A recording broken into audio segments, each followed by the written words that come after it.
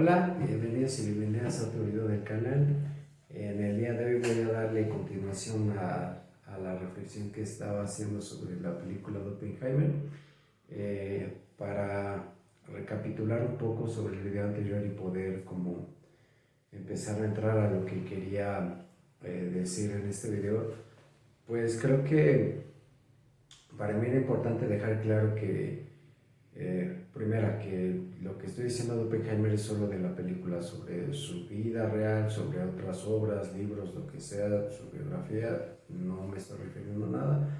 Segundo, que para mí lo importante de la película es los planteamientos éticos, más otras cuestiones pues sociales, culturales, que son muy importantes. Y en cuanto al personaje, pues es la parte principal, ¿no? Sin embargo, creo yo que ciertas relaciones que pudieran ser relevantes, para mí no es tan importante tocarlos porque creo que hasta cierto punto sería redundante, ¿no? Y creo yo que esto es completamente título personal. Bueno, habiendo dicho eso, todo lo que digo en este video y todo lo que digo en otros videos que lleguen a ver, pues es completamente a título personal. Es, como dice el título, es un análisis, una reflexión. No lo tomen como la única visión sobre la película, como así tiene que ser. No, es solo una reflexión, no es para incitar una reflexión en alguien más, comentarios, o sea, y para iniciar algo en alguien más, ¿no? Entonces, creo que lo importante que para mí era plantear en el video anterior era precisamente lo destructivo y lo autodestructivo que es este personaje Oppenheimer. Creo yo que ese es el punto importante de la película porque eso es lo que va de la mano y que va desencadenando muchas cosas. O sea, creo yo que eh, no es mi intención juzgar a nadie ni satanizar a nadie, sino lo contrario. O sea, creo que aunque es una obra de ficción, como lo dije, tendrá sus bases en la realidad, no sé hasta dónde no la podrá haberse basado en la vida real, pero para mí lo importante es como poder como entender o ir como comprendiendo la naturaleza humana que hay detrás de todo lo que plantea la película. O sea, yo creo que se romantiza mucho la figura de Oppenheimer en la película cuando habla, por ejemplo, de sus relaciones, ¿no? De sus relaciones de pareja, de amistad. O sea, yo no dudo que haya sido un hombre así, ¿no? Que tenía vínculos entrañables, que era muy querido, que era muy respetado, tanto en su círculo de trabajo, ¿no? En lo que era la física, también pareciera que fuera de sus círculos también, pero muchas de esas relaciones que tenían pues eran muy complejas, muy complicadas, pero también era un hombre, como ya dice ya, no era un hombre muy destructivo, muy autodestructivo, muy ególatra, ¿no? O sea, como que siento yo que la película hasta cierto punto como que lo pinta así como un hombre muy acomplejado, atormentado, bla, bla, bla, pero como con esta parte como, pues eso, romantizada, ¿no? Como de que eh, cómo lo veían sus parejas y en especial como la cuestión de Strauss, creo que se llamaba creo que era el secretario de defensa, ¿no? Strauss, como si fuera este como villano, ¿no? Implacable, como muy rencoroso, pero eso también creo yo que en realidad, pues eso también fue una consecuencia del actor de Oppenheimer. O sea, lo que Strauss le hizo a él, pues no es responsabilidad de Oppenheimer, pero lo que Oppenheimer le hizo a él, que fue avergonzarlo públicamente, ridiculizarlo, creo que eso sí es responsabilidad. Y hasta cierto punto creo que si uno como que aparta un poquito la mirada de la visión que Nolan le quiso poner a Strauss, como repito, de este villano, como doble cara, pues no era un villano, en realidad Strauss y Oppenheimer se parecían muchísimo. O sea, creo que eh, la cuestión del némesis, que es algo que se plantea mucho en la película, aunque no lo dicen, es una cuestión siempre del némesis, de guerra, de conflicto, ¿no? A veces de manera literal, a veces entre líneas, ¿no? Pero la cuestión de Oppenheimer con Strauss es esta cuestión del némesis, de Estados Unidos contra Rusia, de Estados Unidos contra Japón, de Estados Unidos contra Alemania, de Estados Unidos contra todo el pinche mundo, como siempre ha sido. La cuestión del capitalismo contra el comunismo, o sea, siempre hay una cuestión de némesis en la película que se está planteando, ¿no? Y eso es a lo que quiero llegar. La cuestión aquí que se me hace vital en la película es esta cuestión de la guerra, el conflicto, la violencia y el miedo, y cómo esos son queramos admitirlo o no, son pilares de la sociedad humana y son sociedades que se han erigido bajo estos principios desde hace miles de años, o sea, no es algo nuevo.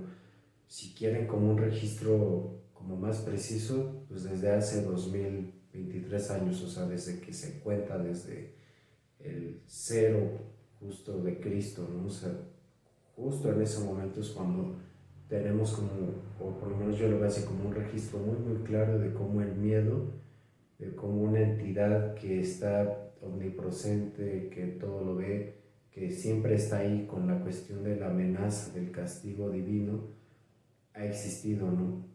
Y a lo mejor ustedes pueden decir, bueno, ¿y esto qué tiene que ver? A lo que quiero llegar es a esto. Eh, Primera, Oppenheimer, creo que, o sea, es obvio, ¿no? Que sabe que la bomba que está construyendo, que es una bomba, o sea, en ningún momento le miente, ¿no? Y en ningún momento se trata de hacer punto como en esa parte. Saben que están construyendo una bomba todos, ¿no? Creo que la única cuestión ahí es qué tan destructiva va a ser. O sea, esa es la verdadera cuestión, ¿no? Como que esa es la única parte realmente como que está sujeta a experimentación, viéndolo desde esa cuestión científica o desde esa parte donde ellos lo pueden ver, que está como en lo nuboso, por así decirlo, pero de que es una bomba, de que se va a usar, ¿no?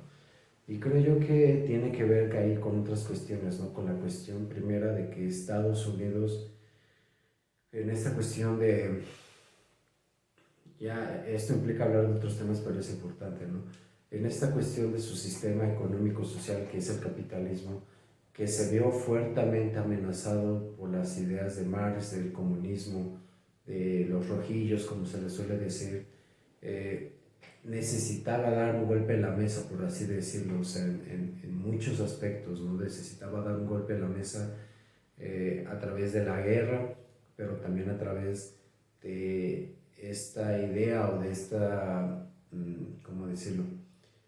Sí, de esta idea que necesitaba venderse como el capitalismo era la mejor forma y, si, y además como casi la única forma de vivir, ¿no?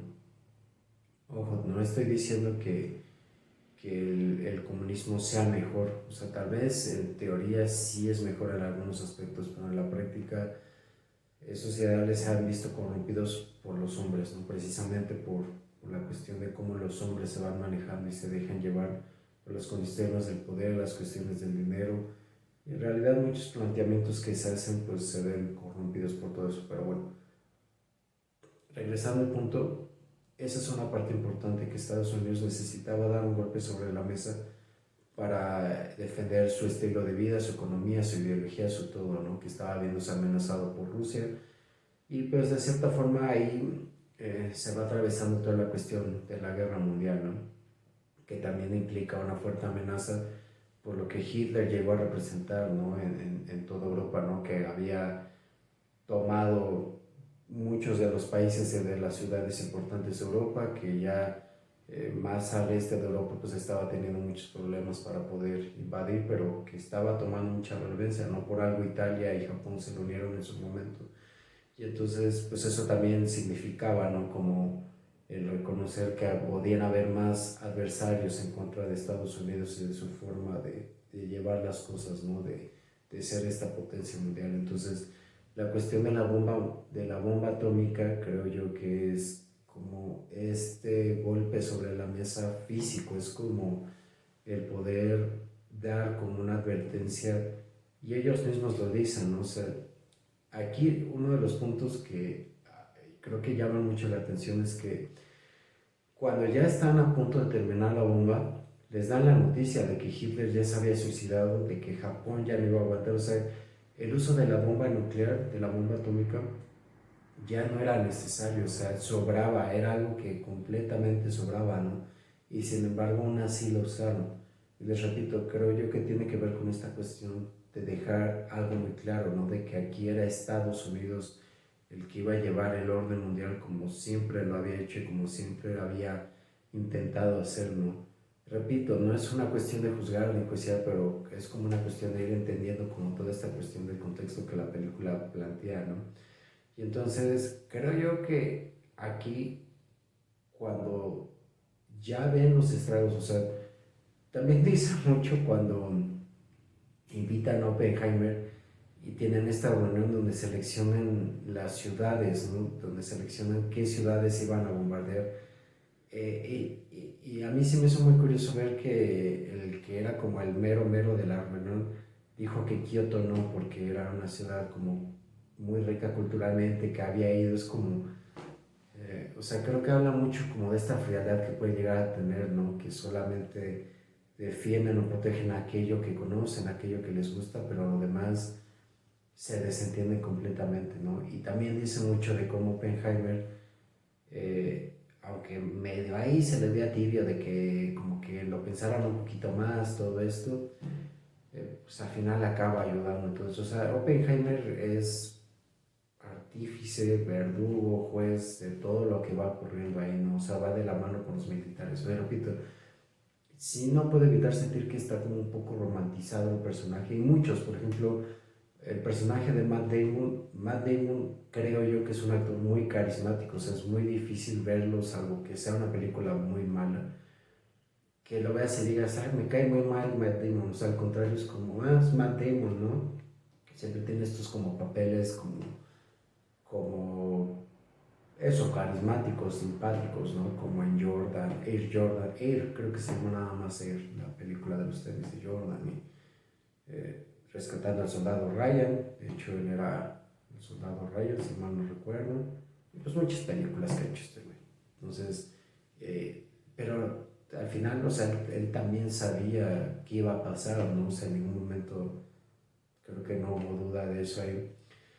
Y entonces, o sea, eso creo que va como dejando más claro como los destructivos que son y lo destructivo que puede ser esta cuestión del capitalismo y de defender una ideología por sobre todas las cosas, ¿no? Por sobre todas las otras ideologías y estar dispuesto a matar, ¿no? Y a destruir y a arrasar con una ciudad, un pueblo entero nada más para defenderlo, ¿no? Y entonces cuando ya caen las bombas creo que ya como que creo que ahí ya no pudo hacerse como tan de la vista gorda, o sea, creo que por lo menos ahí cuando le pasan las imágenes de cómo quedaron las personas, del bombardeo, de cómo, o sea, de la gravedad de lo que fue el lanzamiento de las bombas, creo que ahí es cuando medio, bueno, no, hay un punto importante, pero eso lo quiero retomar después, o sea, nota lo fatal que fue el lanzamiento, ¿no? O sea, lo devastado que quedó Japón, porque la realidad es que aunque solo eligieron dos ciudades, no solo fueron esas dos ciudades las que quedaron devastadas, ¿no? Fue todo Japón y yo diría que fue también todo el mundo, porque es un hecho que a la fecha repercute, ¿no? Que a la fecha nos ha marcado como humanidad por el simple y sencillo hecho de que eso fue lo que inició la Guerra Fría, o sea, el hecho de que eh, Estados Unidos tuviera todo este poderío bélico y que de cierta forma Oppenheimer, no lo dicen claramente, pero por lo menos yo así lo intuyo, ¿no? Por lo poquito mucho que sea aparte de lo de la película, creo que él sí dio información a los rusos.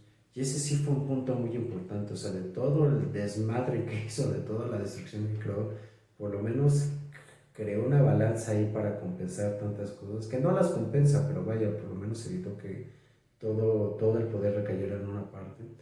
El hecho de que se filtrara información a los rusos y pudieran tener ellos también armas de ese calibre, de ese poderío bélico, fue lo que inició la Guerra Fría y entonces de cierta forma le restó poder a Estados Unidos y entonces eso permitió que aunque hubiera una tensión muy dura, muy dura en muchos aspectos, porque pues a lo mejor muchos de ustedes, yo no lo viví, no tengo la edad para haber vivido en esa época, pero los registros, lo que se sabe es que toda la Guerra Fría fue una cuestión de muchos conflictos, ¿no? De muchas cuestiones políticas, económicas, de tratados, de que si Estados Unidos le reclamaba a Rusia, viceversa, y que si Cuba, y que si todas las cuestiones del Pacífico, o sea, fue como un proceso muy complicado, ¿no? Donde había mucha tensión, donde siempre estaba esta como interrogante de a ver a qué hora bombardea y quién bombardea primero, ¿no? ¿Quién a quién lo va a fastidiar primero? Y como que toda esta cuestión, ¿no? Simplemente por el hecho de ver quién era el que podía más, ¿no? De quién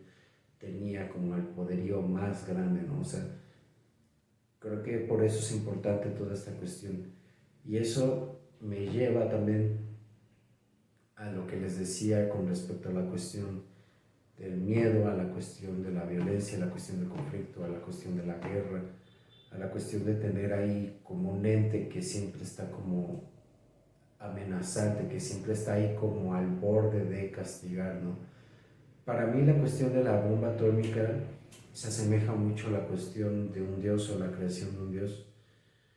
Primera, porque Oppenheimer era un hombre muy megalomaníaco, muy egocéntrico. Y creo que hasta cierto punto su creación es un reflejo de él, pero la realidad es que también los dioses son creaciones humanas. En los dioses y lo divino ponemos muchas cuestiones, pero una de las funciones más importantes de la religión de los dioses es mantenernos a raya. O sea, como le iba planteando Freud de Totem y Tabú, si mal no lo entendí, esa es una de las funciones importantes de las religiones, el hecho de saber que hay algo ahí. Por algo se le ha como puesto la figura del Padre, ¿no? En las religiones judeocristianas, cuando se habla de Dios, Dios Padre, ¿no? El Padre. Y entonces siempre es esta figura que está ahí viendo, que todo lo sabe, que todo lo puede, pero que siempre está como dispuesta a castigar en caso de que uno no se porte bien, ¿no? Y entonces las religiones, quiera uno admitirlo o no, siempre han ido de la mano de esta cuestión del castigo, ¿no? De la promesa de algo mejor si te comportas según sus mandatos, pero también un terrible castigo si vas más allá de eso, ¿no? Entonces es una cuestión siempre de miedo, una cuestión siempre de conflicto de hago o no hago, hago lo que quiero o me comporto, hago lo que dicen los demás, sigo las normas de la cultura, de la sociedad, o me despego un poco, pero si me despego me van a castigar o voy a ser el expulsado, el exiliado, el apestado, como le quieran decir. Entonces, aquí va pasando algo similar. O sea, aquí las cuestiones tienen que ver con que la bomba atómica es como esta figura divina que no está ahora, por así decirlo, en el cielo, sino que es algo real, es algo físico, es algo que puede suceder en cualquier momento y que ahora está como atribuida por lo menos a dos países, ¿no? En ese entonces, que era Estados Unidos y Rusia, y entonces, ¿qué es lo que pasaba? Que el resto de los países se tenían que aliar con alguien, ¿no? Que eso fue como uno de los componentes importantes de la Guerra Fría, ¿no? Ver quiénes se aliaban con cada quien y por qué, ¿no? Por eso el conflicto de Cuba y Estados Unidos fue muy intenso porque Cuba, con su sistema económico y político que desafiaba completamente al capitalista de Estados Unidos, vaya, era abiertamente comunista, ¿no? Salió con Rusia, pero por cuestiones de proximidad geográfica, pues era como una afronta total, ¿no? Era como un ataque directo, ¿no? Ideológicamente hablando. Entonces, muchos países estaban ahí como revueltos en esta cuestión, ¿no? Muchas figuras importantes también.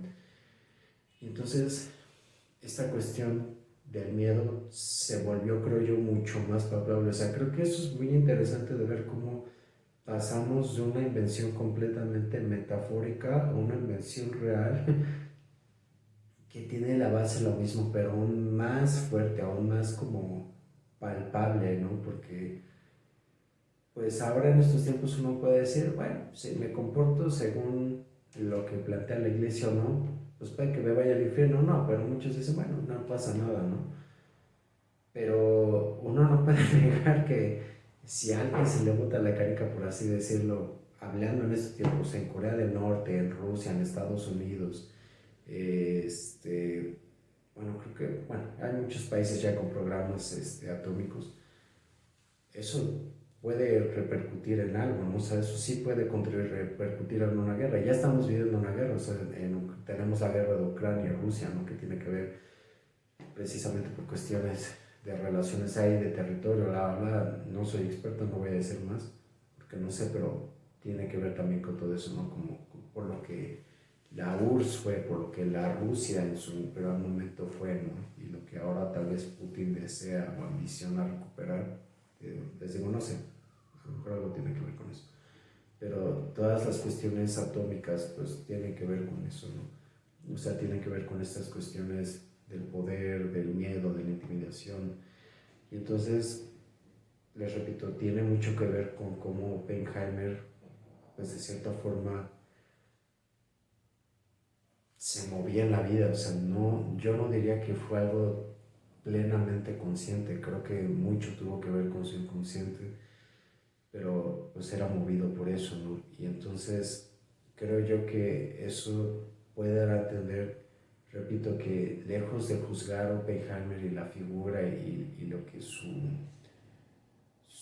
contribución le hizo a la humanidad, es más bien un reflejo de la humanidad misma. O sea, la cuestión de Oppenheimer, de su destructividad, se puede ver en todos lados. O sea, Oppenheimer, al ser un ser humano, pues deja ver que el ser humano en sí es así. O sea, no necesita construir alguien una bomba atómica para dejar ver qué tan destructivo es.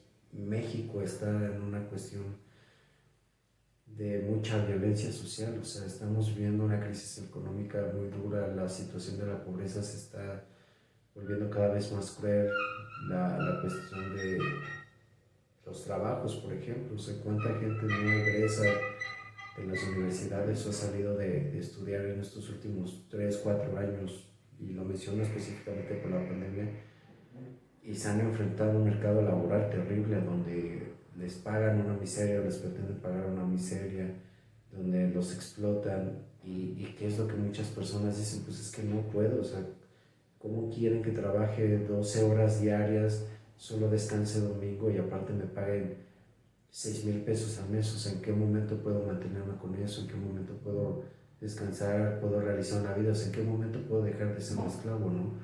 Y eso lo único que hacen, y que es lo que ha pasado en México durante todos estos años, es abrirle las puertas pues a la delincuencia, por así decirlo, ¿no? La cuestión es de narcotráfico. O sea, el narcotráfico en México no ha agarrado fuerza nada más porque sí. No es una cuestión de que los chavos o de que los jóvenes vean el narcotráfico como algo muy fácil, como algo muy divertido. O sea, lo ven porque a veces es la única oportunidad que ven. O sea, el narcotráfico ha cumplido lo que el Estado no ha podido hacer en décadas, que es dar trabajo, que es dar un salario digno. Y repito, no estoy defendiendo el narcotráfico, estoy tratando como de esclarecer una realidad que es muy dura. O sea, que las cuestiones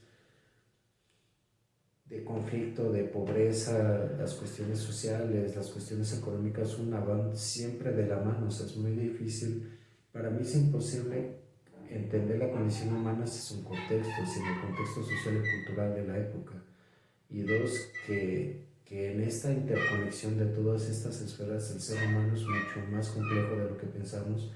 Y tres, que vivimos de maneras muy dolorosas, vivimos de maneras muy complicadas, vivimos de maneras muy desesperantes, desesperanzadoras. O sea, que vivimos con mucho dolor. O sea, como humanidad llevamos milenios enfrentando dolores muy duros, muy injustos. O sea, y que son meramente creaciones humanas. O sea, no vemos estos problemas en otras especies, sino que tiene que ver con lo que nosotros nos hacemos a nosotros mismos como especie.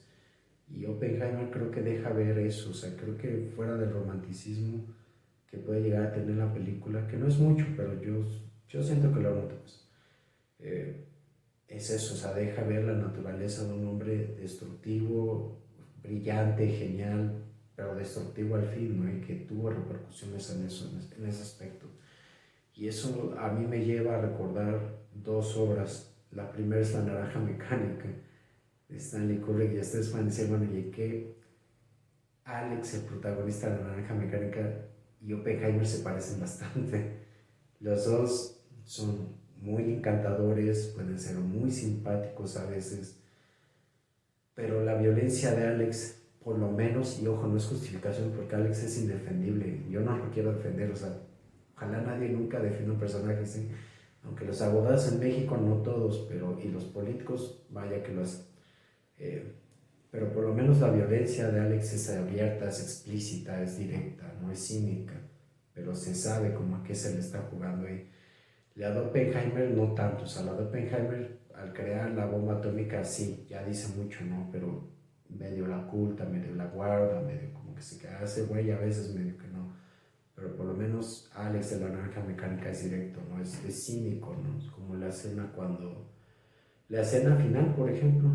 Luego haré, ya que acabe los videos de esta película, haré los de la Naranja Mecánica, pero cuando acaba la Naranja Mecánica, él se va en esta fantasía que tiene donde está violando a una mujer y todo el mundo le aplaude y es completamente feliz y dice estoy curado, ¿no? O sea, es como, él ya se sabe así, ¿no? Y se asume así, vaya, o sea, él no se anda por la vida tonteando, ¿no? Que haya entrado a ese experimento para salir rápido de la cárcel es muy distinto. Pero Oppenheimer está como con esta cuestión de los escrúpulos, ¿no? O sea, y a lo mejor esta cuestión de los escrúpulos dice que tal vez algo de él todavía guarde cierta responsabilidad, ¿no? Cierta humanidad. Les digo, creo que el hecho de que haya filtrado esa información a Rusia para nivelar el juego de poder, pues fue una ayuda, ¿no? Pero también si hubiera dicho, pues si ya no es necesario hacer la bomba atómica, dejemos esto, destruyamos todos los planos y listo. También hay quienes pueden decir, bueno, pero pues ahí mismo en la película se plantea que Rusia ya estaba como haciendo investigación, Alemania también, pero bueno, o sea, es como, también pudieron simplemente haber hecho la bomba y no tirarla, ¿no? Quién sabe, muchas cuestiones hay que hasta pueden sonar ingenuos, pero bueno, hay muchas como posibilidades. Y la segunda obra a la que me refiero, y que ya lo tocaré la próxima semana porque ya se me acaba el tiempo, es la de Los Vigilantes, o The Watchmen, como ustedes le quieran decir. Tanto la película como el cómic a mí se me hacen muy buenos y plantean lo mismo ya en la cuestión de la Guerra Fría, ¿no? O sea, The Watchmen se centra principalmente en los, creo que 70s, 80s. Es una distopia, es una como recreación de qué hubiera pasado si hubieran cambiado muchas cosas, pero el planteamiento es lo mismo, ¿no? Estados Unidos y Rusia están a punto de bombardearse, se crea esta cuestión, esta analogía del reloj, que cuando llegue a las 12 en punto se van a bombardear y el reloj ya está, cuando inicia la historia está 5 para las 12, o sea, ya están a casi nada, ¿no? Y entonces la cuestión de cómo Simandias resuelve esta, pues este conflicto, esta disyuntiva tan dura, pues es prácticamente atacando a todo el mundo, ¿no? Y echándole la culpa al Doctor Manhattan, ¿no? Que, si mal no recuerdo, en el cómic es a través de que llega un alien gigante que él mismo creó, crea una bomba ciónica al caer y mata a muchas personas, otras las deja muy afectadas, ¿no? Eso como que genera un miedo constante a nivel mundial de a ver a qué momento vuelve a caer otro alien y entonces ya no somos enemigos todos, sino que ahora somos amigos, amigos, por siempre amigos de verdad. Entonces hay que unirnos para que cuando caiga un alien le aventemos bombazos al alien, ¿no? Y en la película es una cuestión de... eh, siempre fue el Doctor Manhattan es malo, entonces, o sea, cualquiera de los deseos finales de las dos obras que vean, lean, lo que sea, se crea siempre un enemigo aparte para que entonces se puedan unir y entonces se repite esta cuestión, o sea, ahí está otra vez este planteamiento, ¿no? Hay algo más allá que nos da mucho miedo, que está a punto de castigarnos, que está a punto de destruirnos y entonces siempre nos mantiene a raya, pero siempre estamos como, o sea, estamos a raya, pero también estamos como expectantes y a punto de atacar, ¿no? Y entonces, bueno, eh, creo que ese es otro de los puntos que quería dejar claro con respecto a la película, o sea, que va repitiendo la cuestión de la debilidad, ya sea en la bomba nuclear, lo que mencionaba en esta obra de The Watchmen, y que tiene que ver siempre con esta cuestión de que pareciera que la humanidad necesita tener algo a lo que temer, porque pareciera que no tenemos otra forma de ponernos límites a nosotros mismos como seres humanos. Y tal vez sí hay otras formas, ¿no? Pero creo que eso es algo que ya a cada quien le toca como pensar, reflexionar. Pero bueno, espero que les haya gustado el video. Si tienen dudas, si tienen comentarios, si tienen sugerencias de películas, voy a tratar de tener siempre un día para hablar de películas, animes, cómics, lo que sea, que a mí me gusta mucho, para hacer reflexiones. Pues déjenme sus sugerencias y los veo en el próximo video. Hasta entonces.